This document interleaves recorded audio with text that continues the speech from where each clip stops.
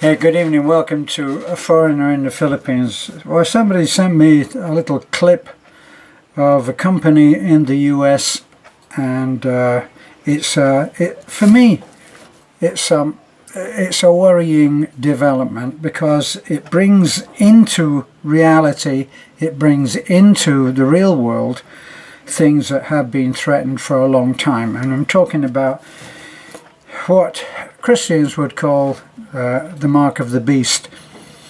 And for a long time it was suggested that we should have a chip placed in our bodies which would have all kinds of helpful information. For instance, it would have all of your medical records onto it, and then when you go to the doctor, as soon as you walk in the door, he's looking at this his computer monitor, and it's got everything about you in there.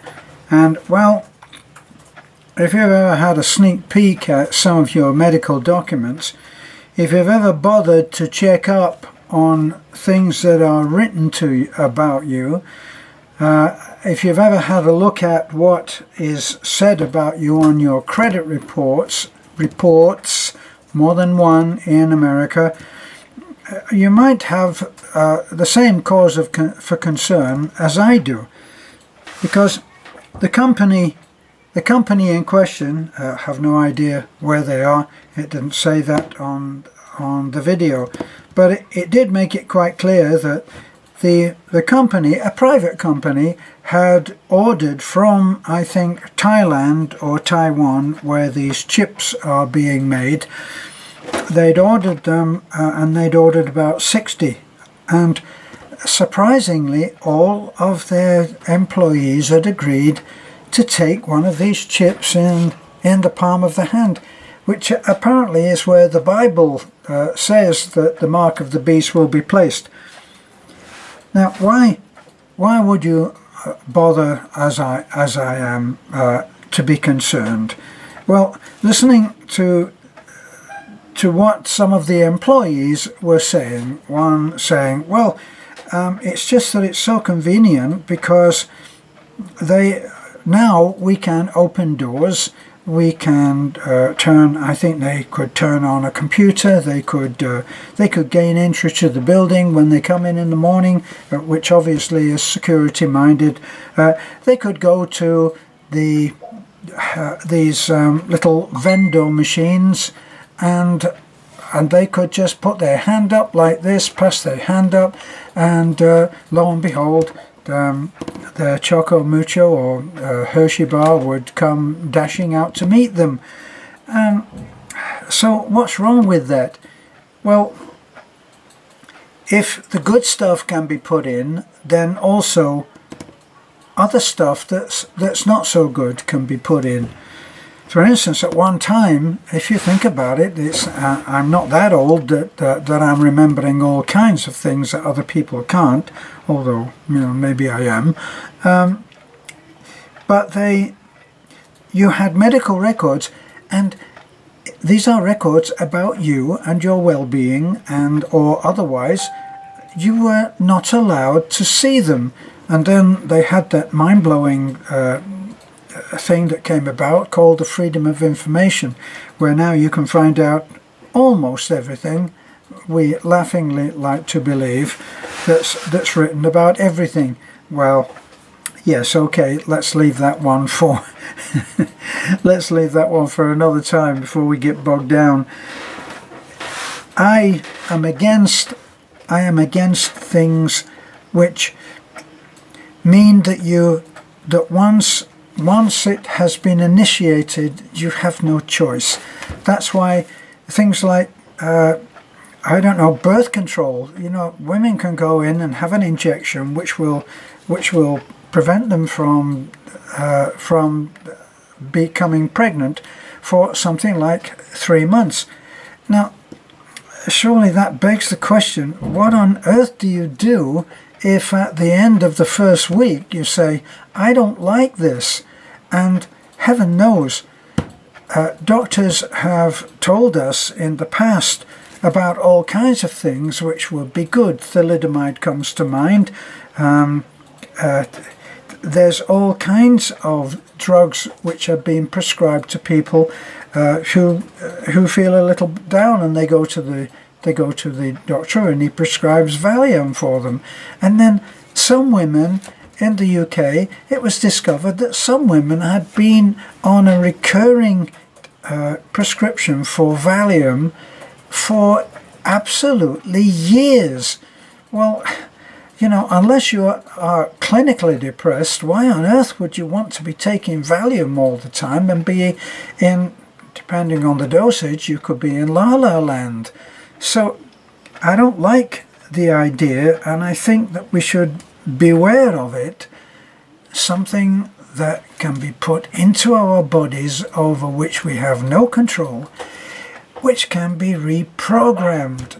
And you know, if you saw The Matrix, now I know that it's a Hollywood movie and full of glamorous people, and they made a story out of something which quite possibly could be occurring, and some scientists say is occurring right now. In other words, only a fraction of what we see and accept as reality is actually reality. A lot of it is what we assume is there. And again, that's another video, isn't it? See, so I don't like things, not that anybody's listening on this, but think about it. A chip in your hand that allows you to open a door allows somebody else on a computer to open a door that maybe you don't want to have opened. You know, there is such a thing as privacy. There's such a thing as private thoughts. There's such a thing of something that you don't want to become common knowledge to a stranger on the other side of a computer. Now, this is invading our life in all kinds of different ways. There was one state in America where they were the armed forces were ordered to open a bank account in order to receive their wages. They couldn't receive their pay in hard cash. I remember when I was in the army, I would go up and my name would be called out, and I would march up to a desk, and there'd be an officer there and a pay sergeant, and they'd work out my pittance of a pay, as it was back then, and I'd be paid in pound notes. Now, this particular branch of the service in a particular state cannot get the money direct. It goes into a bank. It goes to a third person. It's like having your money given to somebody else who you then have to go to ask for it. That's the bank. What I think of as organized crime. And that's happening now. The chip, which will allow for all kinds of information and therefore all kinds of misinformation to be carried around in our hand. Now, when I went to the UK, I noticed with great concern just how much is being done on an automatic card, automatic pay. You call up and you pay on a card, and you get a card which allows you to travel. It all sounds so. It all sounds so convenient, and it is, but it's the far-reaching effect of it that concerns me. So you would go, and let's say this is your wallet.